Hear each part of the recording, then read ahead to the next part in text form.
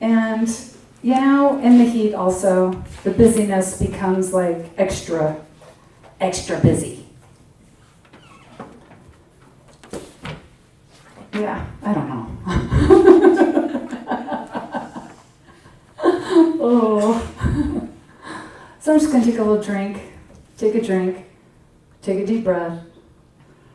Because even sometimes when things around us, it seems like they're not fair, or things are falling apart, we're okay right where we are. We're okay, and everything is okay. Just take a drink of water. Yeah, take a drink of water. And take a deep breath. And one of the things I decided today that I wanted to talk about three things that are more important than goals.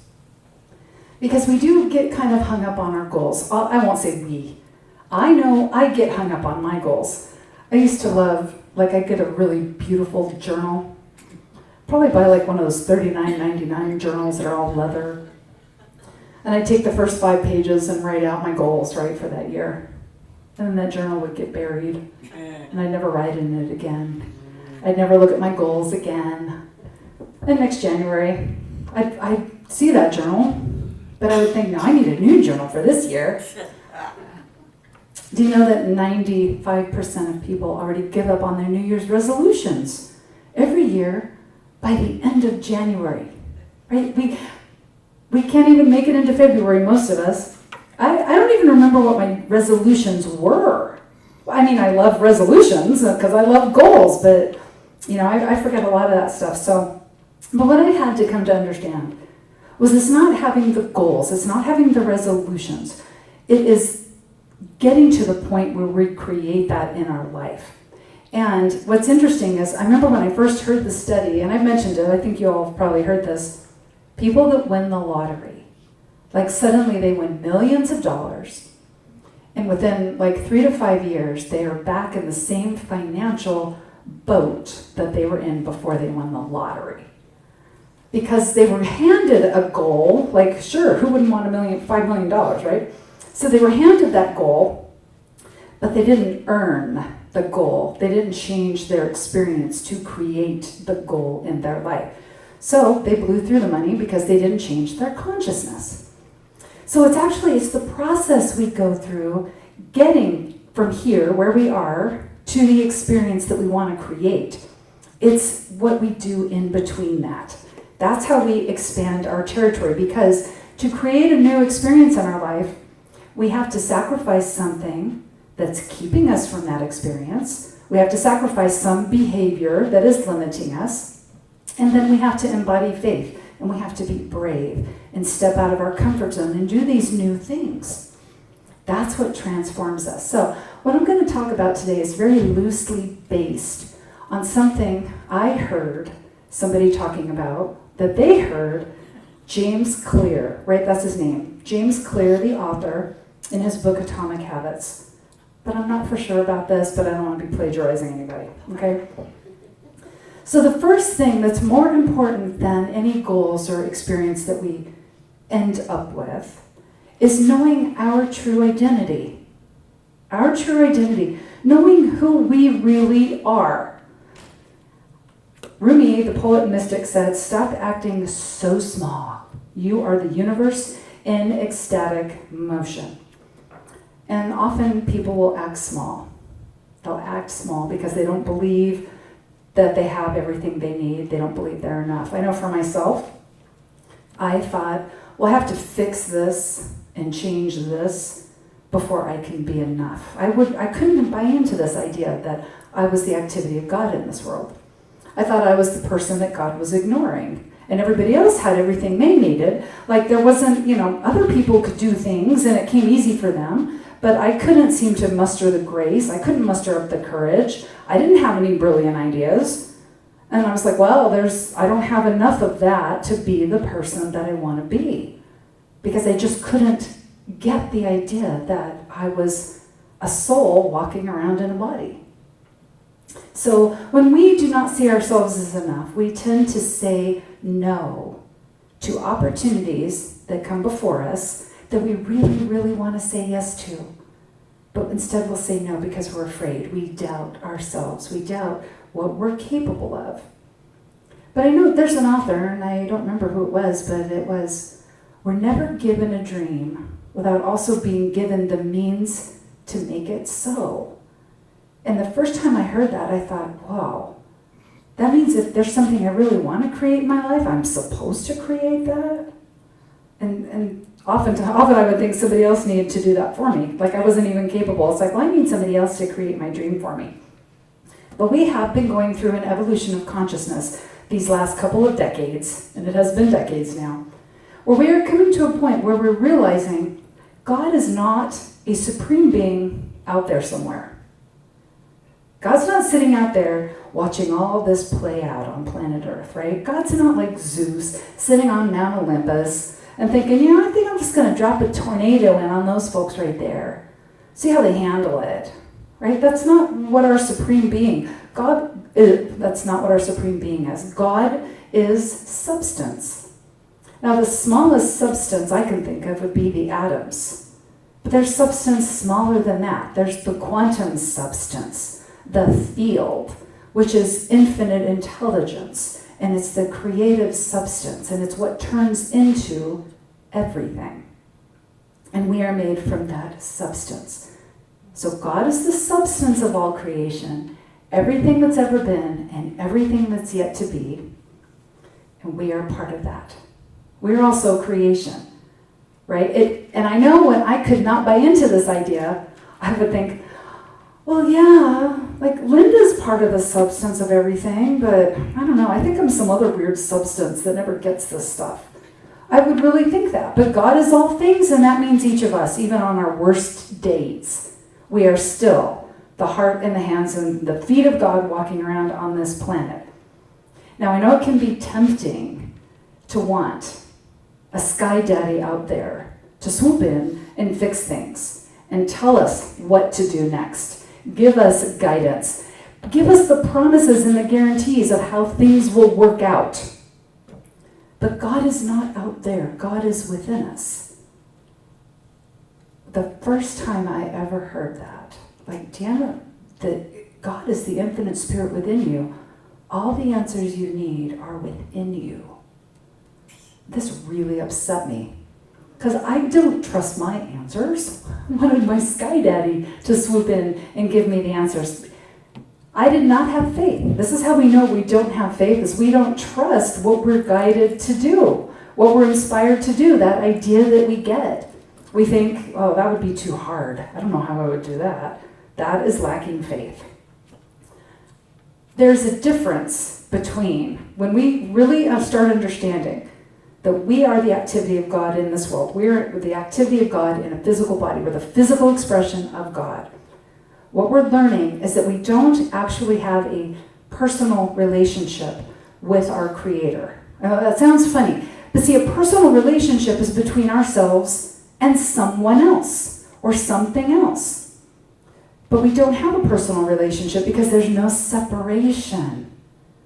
We have an intimate relationship because Spirit is the infinite within us and we are that Spirit. So the kind of relationship we have is intimate. Intimate. I don't know if that makes you feel any better. It took me a while even to get that. I was like, really? I want a God that talks to me. And I was like, hey girl, I see what you're doing over here. Like, I wanted that. Instead it sounds like, we're good. We're good, we got this. Yeah, thanks, we're not fun.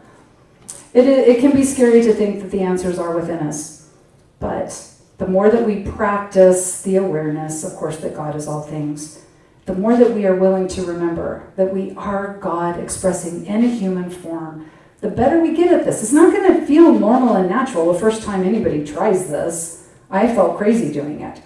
But see, our own awareness of our divine nature, that's what brings us comfort. That's what brings us strength, resilience, guidance. That's where all of that comes from, is within us. That higher self of ours, the soul self of ours. So we are the creative essence itself in a human body, which means that we have access to all that the all has access to. The grace, wisdom, understanding, guidance forward, inspiration on what to do next, bright ideas, and the courage to do those things even when we think there's no way. There's no way I can do this. I don't even know how I would do this. But if you got inspired to do it, it means you are being guided by your higher self, by your soul. One of the other sayings that I had to learn is that, and I think the author of Narnia, I forget his name, C.S. Lewis. C.S. Lewis. He said, you don't have a soul. You are a soul. You are a soul. Each of us here, we are a soul. We've chosen this body to be here in, right here and right now. We've chosen to be here together in this moment in time. It was our God self that chose that. Our soul self chose to be here. And that is pretty powerful. That is pretty powerful. Now, no matter what your goal is, no matter the experience you want to create in your life, it can be big, it can be small. It can be like a simple day-to-day thing you want to change. It could be a big thing that you want to change like a year from now. We can't change anything in our lives until we change what we know about ourselves. If we keep going forward thinking, I'm a victim, I'll never be able to accomplish this, I'm not smart enough to do this, I'm not tall enough to do this, I'm not old enough, I'm not young enough. We keep limiting ourselves and we will keep staying in the same place that we've always been and nothing will change. We'll see the same thing repeating every day, every year, for years and years until we change how we think about ourselves. When we start having faith in the infinite within us, what we're doing is we have faith in God, but we also have faith in ourselves. We have faith in ourselves. We need to have that faith in ourselves. Or when we listen, and we hear the voice of God in our head, we hear that inspiration, we don't have faith in ourselves, we'll talk ourselves out of it. Well, I felt like that was inspired thinking, but I don't know how I could do that. And I don't have a guarantee. I don't have a promise it will work out. So I don't know, that must be somebody else's idea that fell on me on accident. Without faith in ourselves, we don't take action on any of that. Okay? So that's the first part of the process, or the first thing that's more important than even our goals. It's coming to the understanding that we are the expression of God in a physical body. And being able to say that in our head over and over without thinking we're going to go to hell for that. Okay? We are God in a physical body. So here's the second thing. The second thing, more important than even goals, is to have an effective process to do whatever it is that we want to do. We want to have a process. Now, because to me, I feel like my whole purpose for being here, of course, is to remember my own divine nature and to choose and live from that. That's everybody's purpose in being here. But then, what brings me joy is helping others understand this. Okay? And so, I'm over the moon when I hear somebody else say, oh yeah, my God self, my Christ consciousness, my divine nature. I was guided to do this and I took this action. Okay? So I like to have an effective process to do this. And this is a good process to get us going on anything, okay? But having an effective process is our unity principles, right? There are all kinds of processes. There are things out there that work for us. There are things out there that don't work for us. And it's funny, as I try some of the things that don't work, I keep trying those again and again, just because I'm hoping, well, maybe this time eating that cheeseburger and fries, I'll lose weight. Maybe if I pray over it hard enough, maybe I will lose that weight, right? Okay, so some processes don't work. I know for myself, I'd complain and blame. And I thought, well, I'm so spiritual, I'm carrying a crystal, but I'm going to complain about this thing and then blame somebody. But I never felt any better. I never experienced transformation. I never got any brilliant ideas when I was busy focusing on something being somebody else's fault. I just spiral into more blaming and complaining. And the thing about blaming and complaining is it can feel good for a minute when somebody else hears us and then they agree with us. It's oh yeah, I agree with you. That guy's crazy. Yeah, let's blame for a while together. That'd feel really good. It does feel really good. We all know this. We know this. But see, when we get stuck in the spiral of blaming and complaining, we disempower ourselves because we cannot be a blamer and a complainer and at the same time receive inspiration to change things, to move forward, to do something different, to take responsibility. It's like, sure, maybe this thing is this guy's fault. What am I going to do from here? How do I move forward now? Okay, so that's a process. Blaming and complaining, I found out, doesn't work, ever. Okay, so we want an effective process. And we have an amazing process here at Unity. We have our 5 principles. Okay, our 5 principles. So our first principle, and I run through these. Okay, this is not something we can just know today and it will fix us for the rest of the week. We can't just know it right today. We have to do it over and over again, okay? So the first principle, God is all things, and that means me. There's a second principle. And so I run through this over and over. And I know I talk about this over and over again. And like one day after service, we're going to be in fellowship. And when everybody's like, oh, Deanna, yeah, I did it 15 times a day for the last 30 days. But like, oh, I can find something new to talk about now, right? But see, I still need to keep hearing this too. That's why I bring it up all the time. So when you're feeling anything, when you're feeling like displaced or out off your groove, go to that first thought. Wait, God is all things. And that's a science thing. That's quantum science, right? There's the all. There's the substance that made all things, and that includes me. Okay, then our third step is, and I create my next experience through my way of thinking and acting. Well, we can ask ourselves, how was I just thinking and acting? Then we'll know, because we're going to either feel pretty good about it or we're not going to feel good about it. And so here, when I ask myself this question, right, well, first of all, I'm reminding myself God is all things and that means me. But wait, was I just acting like a victim? Was I just blaming that guy over there? Ooh, that I'm not working this process that's effective. I'm not in the effective process. I'm in the one that doesn't work. Okay, so then the fourth principle is prayer aligns us more deeply with the infinite within us. Okay, so in Unity, we have a real interesting prayer package that we do. And I break it down into 3 parts. Casting your burdens, because remember, teacher Yeshua said, take my yoke, my burden is light, and yours is heavy, so take my yoke, because mine is very light. He was saying, friend, I handle all this stuff. Here, let me help you out. So casting our burdens is the first part. When we are feeling upset, when we are feeling tragic, and I've gotten really, really good at this, I practice this, you list out what's bothering you. You list out what's hurting you. And I do it out loud. And I walk around. I pace. I am pacing when I cast my burdens because I'm upset, right? That's the first part, though. And I list out the things that I don't like. I list out the things that are bothering me. Okay, I'm like, okay, soul, okay, infinite within me. I don't like this thing that's happening. And it feels unfair. And I'm having a lot of trouble with it. And I'm kind of a little resentful. I'm feeling really salty today about all that. Okay, now, if we just stop there, it can feel like complaining. But we don't. We go to the next part. Okay, we say, okay, I'm feeling all that, and I'm not liking all that. I'm just going to hand it over. I'm going to hand it over. Now we do the denial process. And denial is not about not seeing something, pretending everything is fine. Denial is when we say, and even though all these things are happening and I don't like them, they have no power over how I choose to show up in my life today.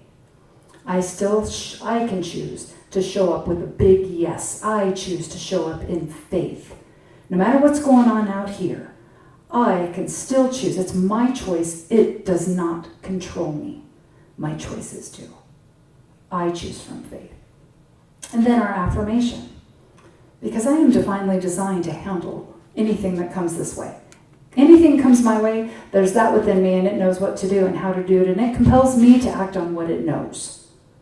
I will be guided. I'll either be guided to do the next right thing, or I'll be guided to ask somebody about the next right thing. Or I'll be guided to go to a place. Maybe I'll be guided to just go rest or drink some water.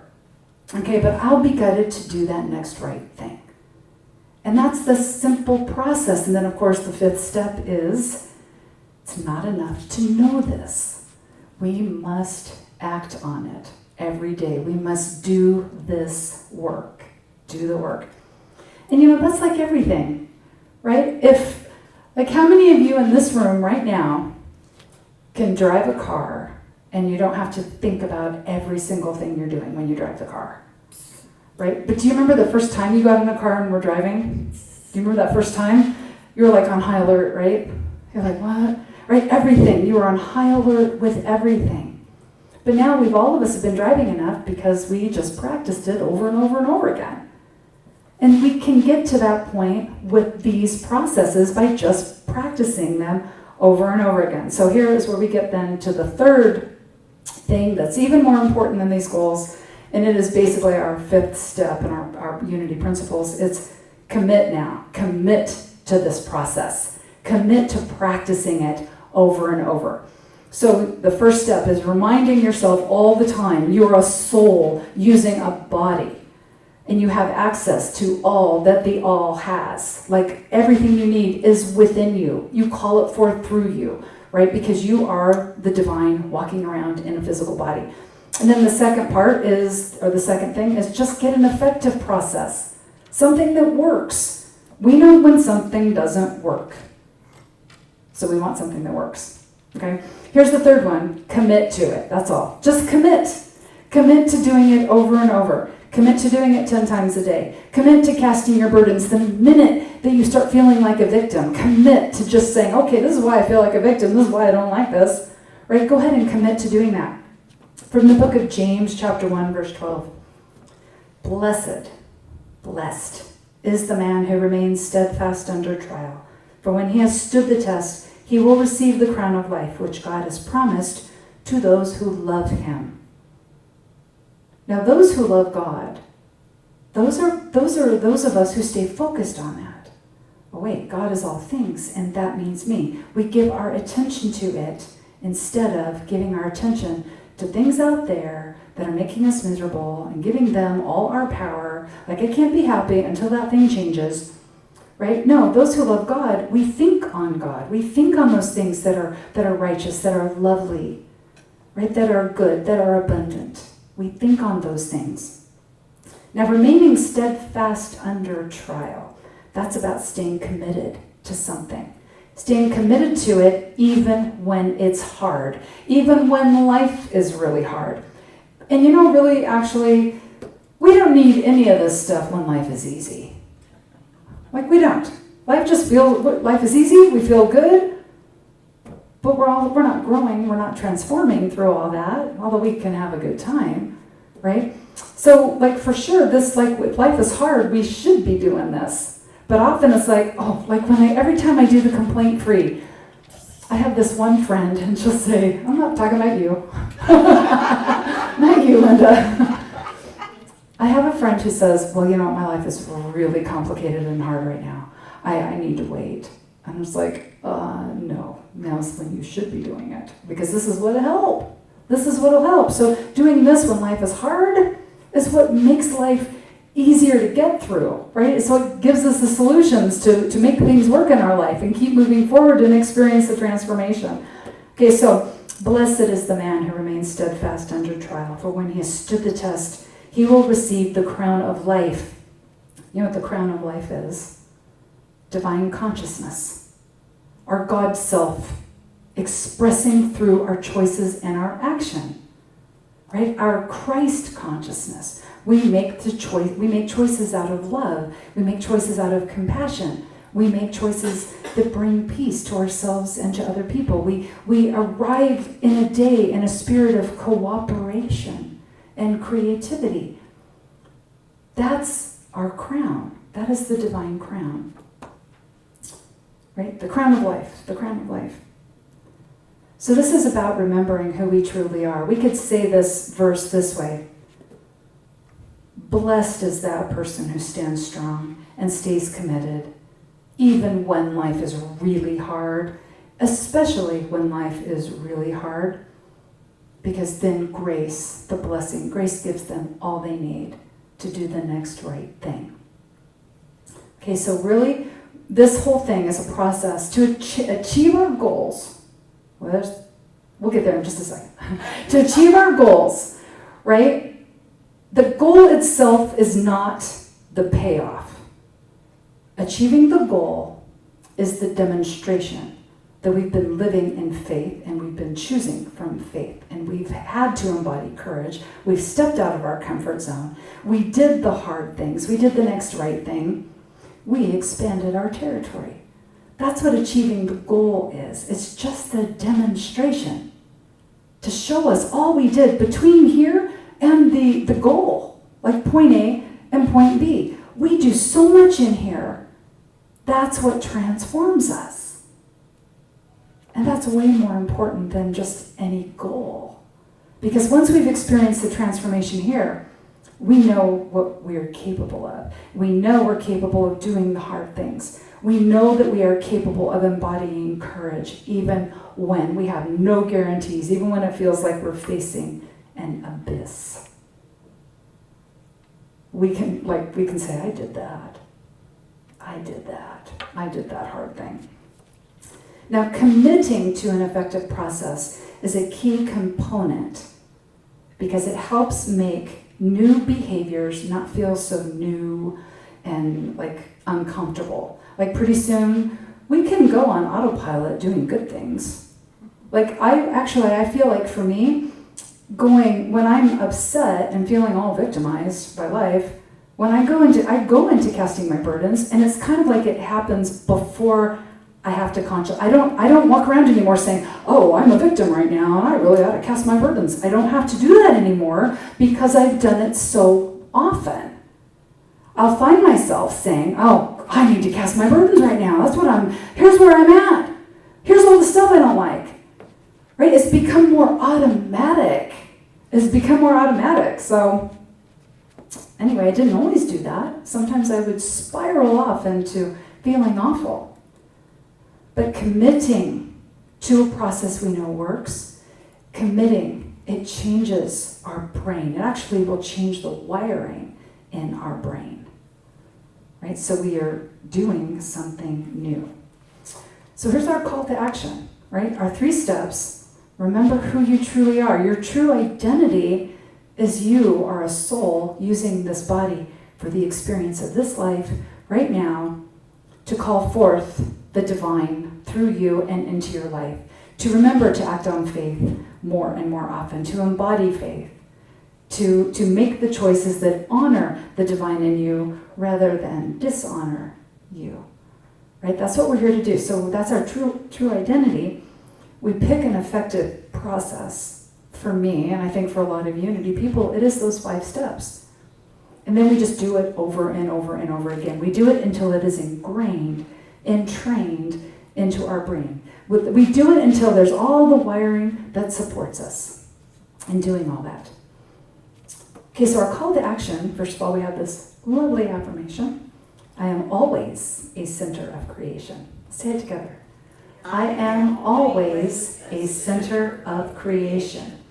And what this means is that we don't have to wait for something out there to happen and change before we can be happy. We'll all feel better about things when this thing goes away or this thing changes or the sun rises or the sun sets.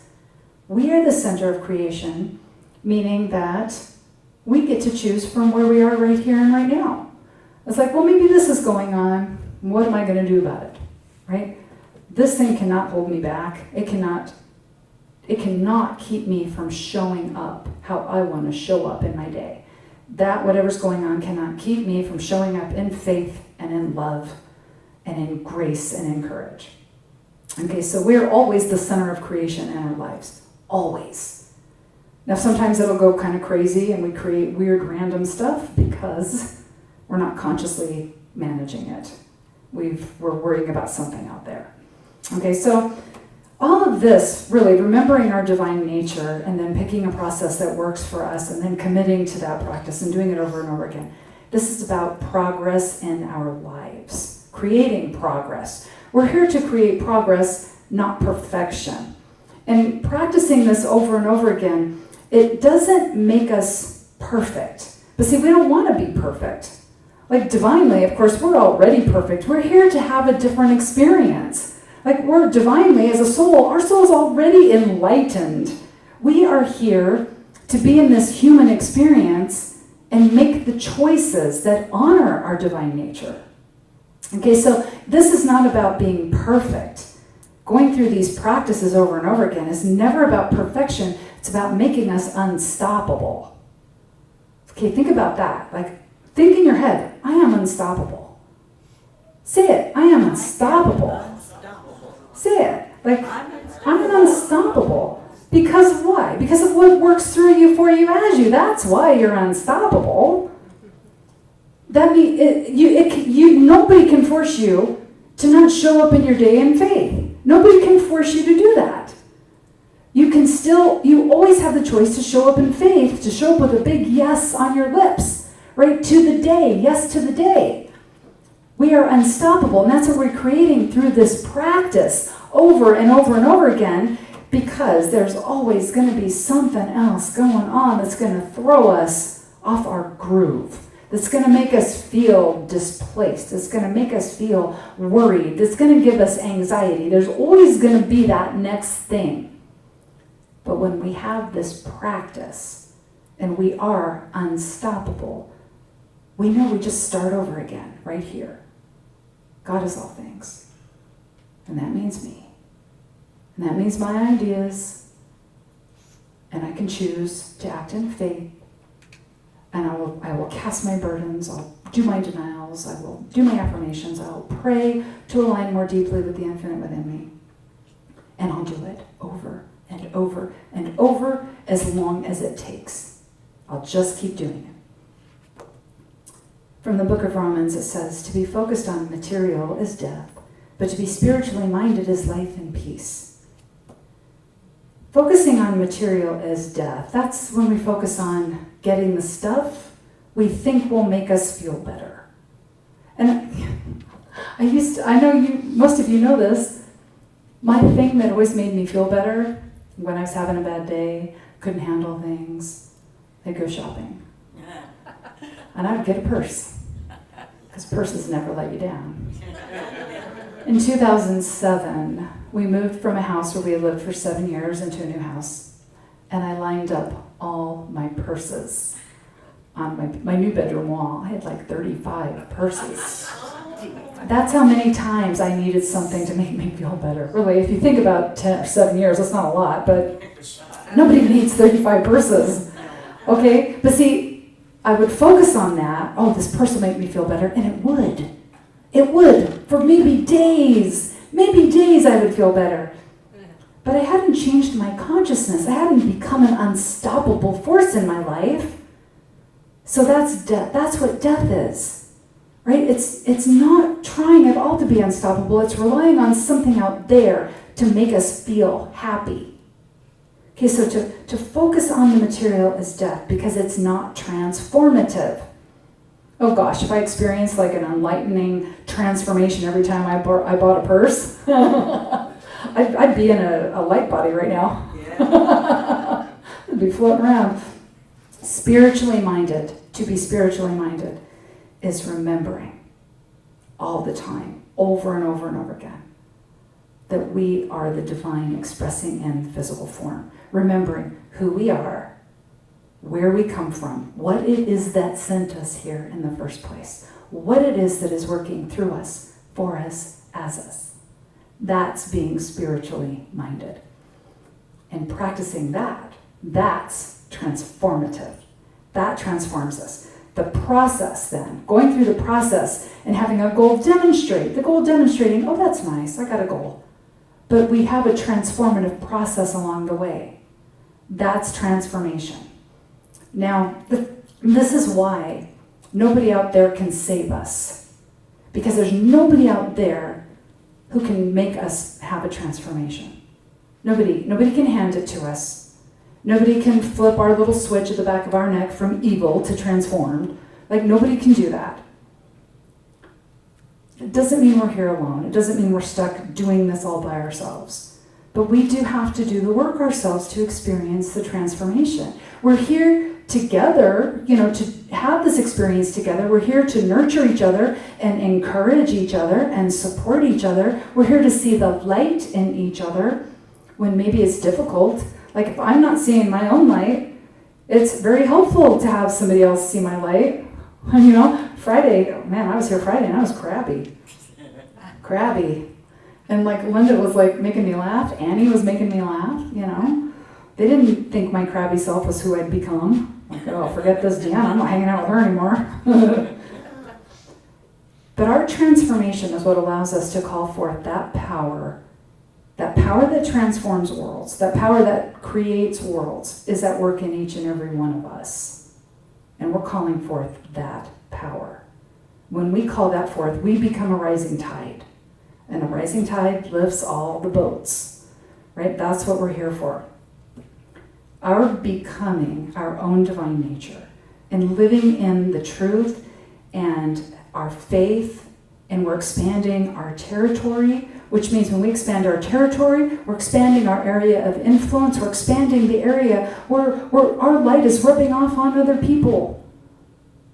And that is how we are creating heaven on earth. So until next time, remember, you are divinely designed to be doing all of this stuff. You are divinely designed to say yes to life and to be guided and to be encouraged from within. You're designed to receive that guidance from the indwelling spirit within you. And everything you do, you are blessed, and so it is. And so it is. Amen. Amen. All right, we'll have a